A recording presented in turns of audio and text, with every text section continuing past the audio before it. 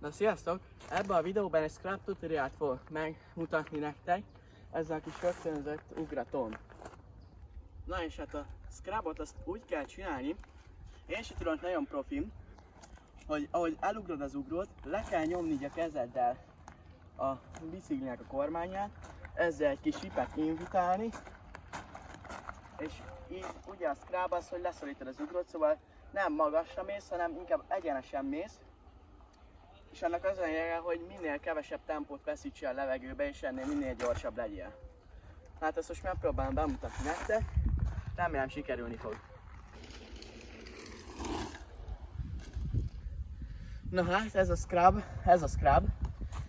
Csinálok egy új scrubot, mert ez nem lett annyira szép. Megpróbálok egy szebben, a jobban leszorítom, mert csak vibbe ment ki. Na, próbáljuk meg.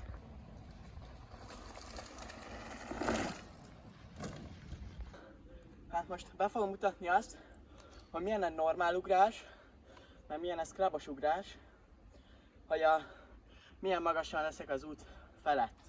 És először egy sima ugrás lesz, és utána egy scrubos.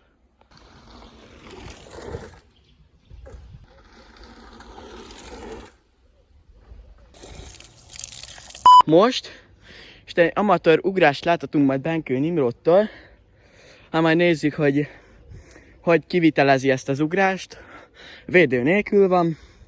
Na, majd nézzük. Ott jön.